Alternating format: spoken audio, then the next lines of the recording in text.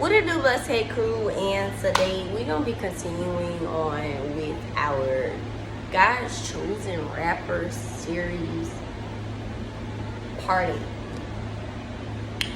And the chosen rapper that we will be discussing today is no other than the prophet slash black sheep of God, Kevin Gates. That's right. Okay, so just like we did in the last videos in our series, we will take one of his songs, we will discuss the lyrics, we will give Gates his message from God, and then after giving him the message of God, we will go into the anatomy of Mr. Gates' chosen man, right? So, the song that I chose was Walls Talking. And the reason why I chose Walls Talking is because I am a black sheep myself. I am a prophet myself, okay? So, Gates talks about being a black sheep in his song Walls Talking. And like I said, I am too. And oftentimes, chosen ones and black sheeps and, people of God, we come from narcissistic families. Alright? And when I say we come from narcissistic families, what am I saying? I'm saying that we come from families of witches, because narcissists are witches. Alright? Ooh, yeah, that went over your head there, huh? Alright, so we will go ahead and go into the lyrics. I was young when my mama had me. Think I ran away from home about the age of 15. Juvenile detention. Talked about behind my back by my family members. Heard from feeling being a black sheep every family visit. I'll admit it, being young, I made some bad decisions. Heart too big, I guess my loyalty got used against me. Learned to focus on myself, now I got tunnel vision. Kicked in my ass when I was down and went through hell to get back. Been to the group homes, I've been on lockdown and I've been upstate. Living in a few homes, holding up lockdown, moving this way. Never spoke on this, they say that I murdered my best friend. It was just business, it wasn't personal, you know how the world is. Alright, so talked about behind my back by my family members. Oftentimes, you and your family is not going to agree, because you are the chosen servant of God. You are a prophet of God. So you being a prophet of God with your family being a bunch of witches is kind of like it's like a spiritual war of good and evil, okay? It's just not gonna work. So oftentimes black sheeps do go through that. Now, I'll admit it, being young, I made some bad decisions. Heart too big, I guess my loyalty got used against me. And that happens to a lot of chosen ones, okay? AKA the black sheeps. Everybody around us will literally use our loyalty against us, okay? And that just comes with being a chosen one, okay? Just like a perfect example of this would be Jesus and Judas. Now, Jesus walked with Judas for like 3 years, teaching the gospel and telling him and all of that good stuff, right? But what did Judas do at the end of the day? He used Jesus' loyalty against him. He ended up betraying him. Okay, but it was for a purpose. It was a part of being abused for the glory of God, which I have a video on that on my YouTube. Okay.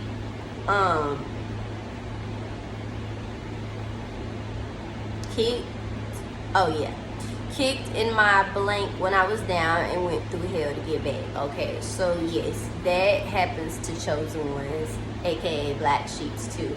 We are God's people, so they try to kick us down, they try to keep us down, okay? Been to group homes, I've been on lockdown and I've been upstate, lived in a few homes. Okay, so that is why I want to say that, all right, we are prophets and we are chosen ones, because If you ever look at Jesus, you will notice he was not in one place. He didn't stay in one place. He was always going everywhere, okay? And he was preaching the word of God while doing so. So we're like nomads, basically. Prophets are like nomads. We don't stay in one spot. We're always constantly moving, okay? All right, so that is going to be that. Now we'll go into the message of God, starting in Genesis 37. Genesis 37. Genesis 37. Genesis 37. Genesis 37.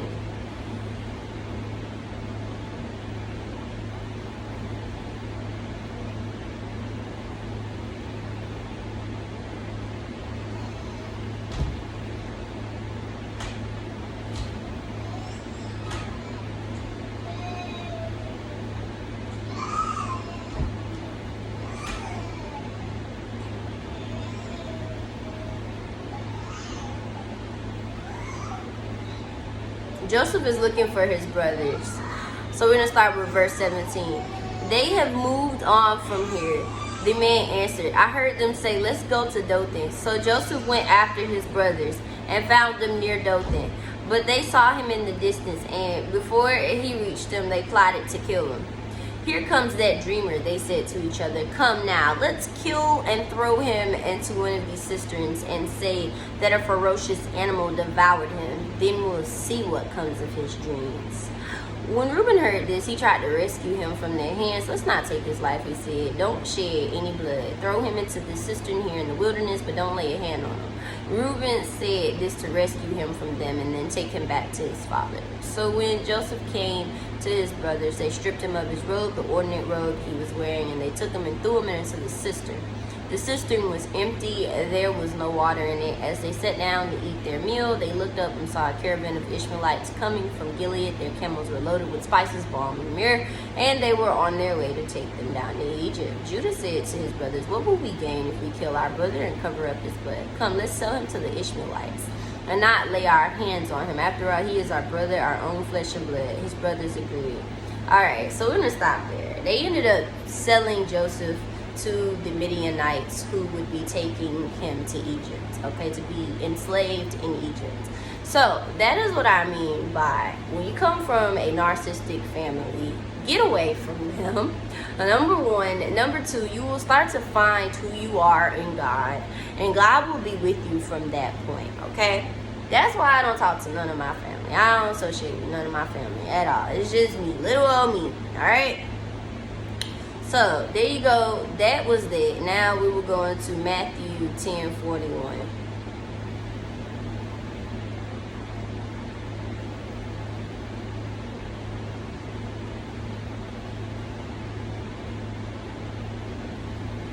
Whoever welcomes a prophet as a prophet will receive a prophet's reward, and whoever welcomes a righteous person will receive a righteous person's reward. Okay, so God is saying here that Kevin Gates, you are a prophet, and I am a prophet myself. He is also saying that if you welcome a prophet, you will receive a prophet's reward, and if you welcome a righteous person, then you will receive a righteous person's reward. Okay, great. Now we will go into Ephesians 4:13.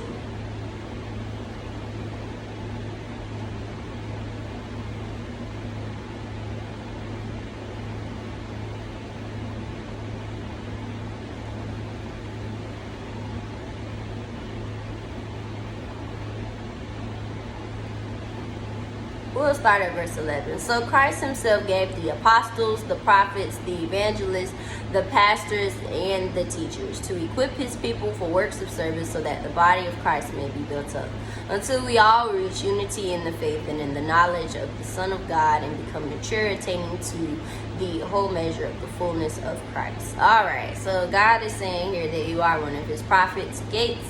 And not only is he saying that you are one of his prophets, but he is saying that in order to be a prophet of God, you must have the knowledge of the Bible, okay?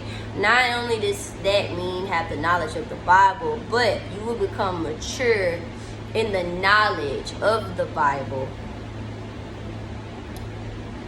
which is going to have you reach unity in the faith with the people who are among you as well. Okay, so that is beautiful right there.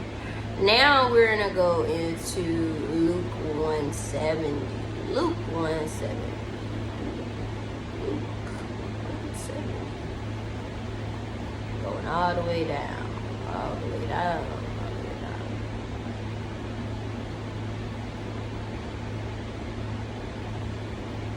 As he said through his holy prophets of long ago.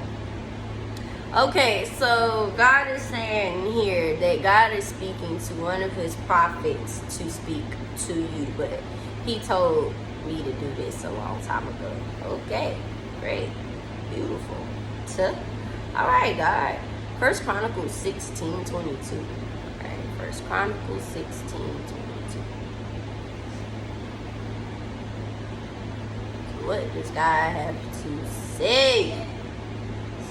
God says, do not touch my anointed ones and do my prophets no harm. So what I'm seeing here is that if someone is going to try to harm you, there's going to be a very severe consequence. If you choose you want to give your life to Christ, then you can. And whoever tries to stop you, they're in for a rude awakening, because you are a prophet of God, Kevin Gates. All right, so you've been given the green light to give your life to Christ. Now, Psalms 105:6.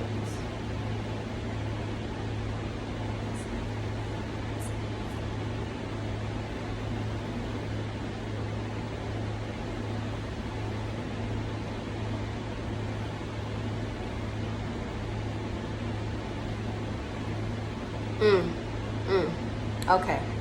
God says, you his servants, the descendants of Abraham, his chosen ones, the children of Jacob. He is the Lord our God. His judgments are in all the earth. Okay, so God is saying here that he is your Lord, the one of the Bible, not the one of the Quran or any other religion, but the one of the Bible. And he made it clear, and he says that you are a descendant of Abraham. You are one of his chosen ones, and you are the children of Jacob. Okay.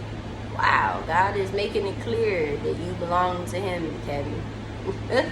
This is very interesting here. All right. So now we will go into the anatomy of Mr. Kevin Gates' name. All right. Let's go. Alrighty, let's see here. I know that was Miss Connie from the other day. Okay. We gotta keep scrolling, keep scrolling, keep scrolling. No, that's the other one.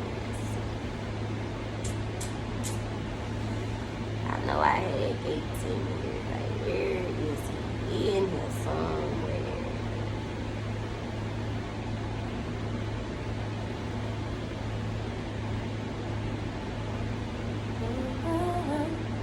Alright, the spiritual meaning of the name Kevin is generally thought of as handsome, but there is a lot more to the name Kevin than just what's on the surface level. And breaking down the Irish name, Caoimhin entire etymology, we find that Cohen means kind, gentle, handsome, sometimes said as kind, truthful, handsome. Alright. His middle name is Jerome, guys. So, it means sacred name. Jerome is a boy's name with ancient Greek origins and modern American ones. This timeless classic means sacred name, which beautifully conveys your feelings towards a baby. Deriving from the Greek name Hieronymus, this was also the name of a prominent Christian saint. Interesting. Okay? Gilliard will be Kevin Gates' last name, and this is what it means. In the mountains of Scotland's west coast and on the Hebrides Islands, the ancestors of the Gilliard family were born. Their name comes from the Gaelic words Gile Lu, Jews, which means servant of Jesus. Okay, so look here, Kevin Gates. You are a chosen one, okay? Like, God is not playing with you. He'll say you belong to me. Your name means servant of Jesus. He says you belong to me, not Allah, not any other God that, is in another religion. You belong to Jesus Christ, and He has made it known, and it's in your name. Wow, that is beautiful. Well then, chosen one for real. Wow, sacred name. And then it says here that your middle name means sacred, and not just that, but it's like, it says this was also the name of a prominent Christian saint, Kevin Gates. Look here, man. You are chosen. You belong to Jesus Christ. This is so beautiful. Alright, so God already gave you the green light. If you want to give your life to Jesus Christ, then you have the green light. There's already a covenant for y'all, okay? There's already a covenant between you and Jesus Christ. He's just waiting on you. He's just waiting on you, okay? And you don't need to be scared of nothing, because God has already warned anybody who tries to oppose you from doing so that it's going to be a consequence, okay? Alright. Well, wasn't that juicy, y'all? Wasn't that astounding? If y'all like this video, like, comment, share with friends and family. Most importantly, subscribe to my YouTube channel. Until next time, Blessed K Crew, stay blessed.